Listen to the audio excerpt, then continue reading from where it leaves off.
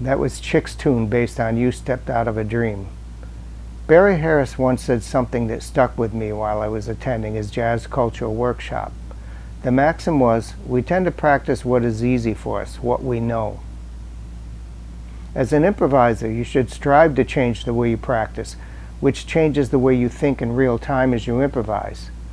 I've written a book called Modern Patterns and Warmups for Jazz using this precept, as it contains material I've gathered or devised to help me be a better player.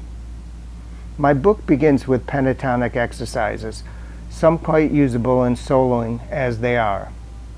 Some of them I truncate, or change, or twist and manipulate until that pattern or motif fits my purpose, flows freely, and sounds natural.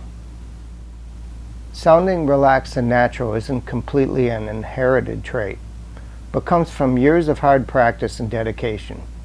But much of my practice isn't grueling. I've come to making my own warm-ups that are challenging, and not just for my endurance and range, but for my mind as well. Let me show you what I mean. Here's warm-up 1A from my book.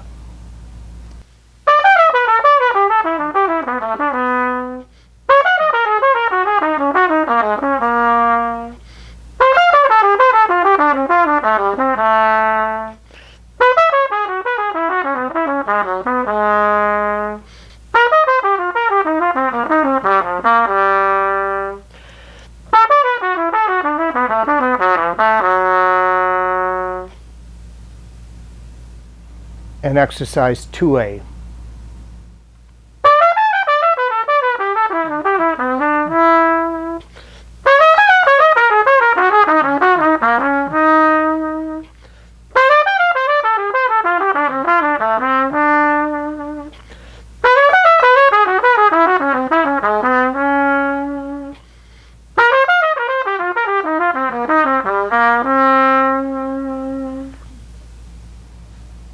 We'll stop on this one, which is played over an F7 or a C7, because this is the one we're going to use in our line. And here's how it fits over the first two chord changes of You Stepped Out of a Dream, the D major to E flat major.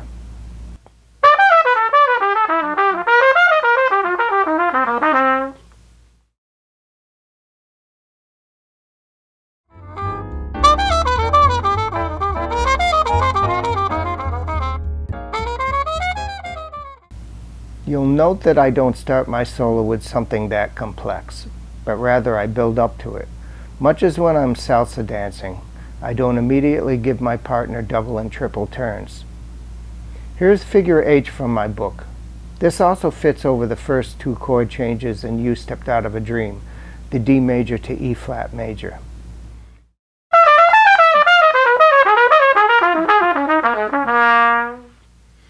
This comes from exercises 6 and exercise 2 in my book. The first three notes in figure 2H were arbitrary choices because they felt good and stated the chord D major nicely, being the third, the second, and the third of D major.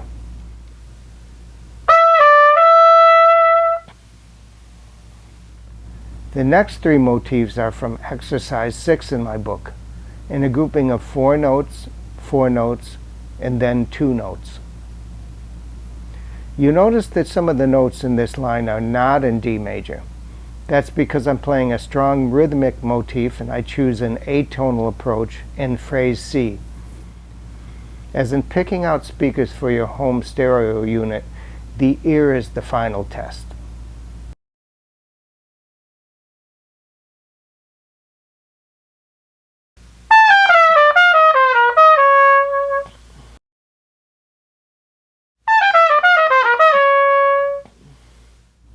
After ending this line of thought on the note E flat, I play phrase E from my book from exercise 2A, which I would play over an E flat 7 or a B flat 7. Here it is at the end of my soloing in this song.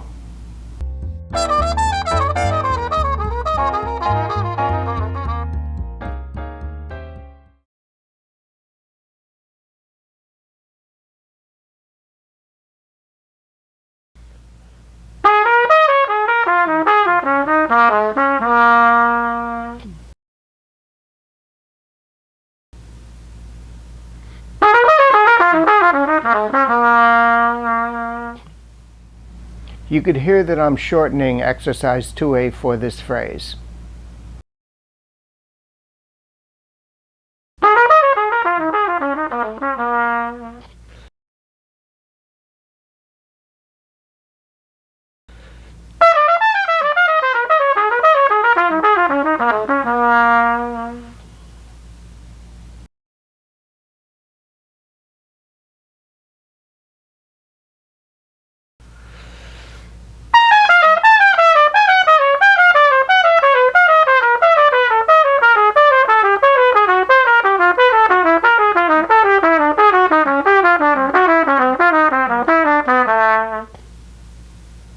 So you can see that some of the exercises and motifs that you practice are just to get you in a fluid position, so you know the jazz lexicon well enough to improvise and construct a lyrical and interesting solo. The more you practice in this fashion, the quicker you can think in the moment or on the bandstand. Thanks for watching. This wraps up my lesson on pentatonic patterns in soloing.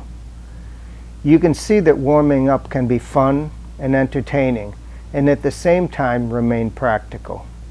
If you have any questions or comments, don't hesitate to ask in the comment section below. Also, feel free to subscribe to my channel for updates on my newest jazz video lessons.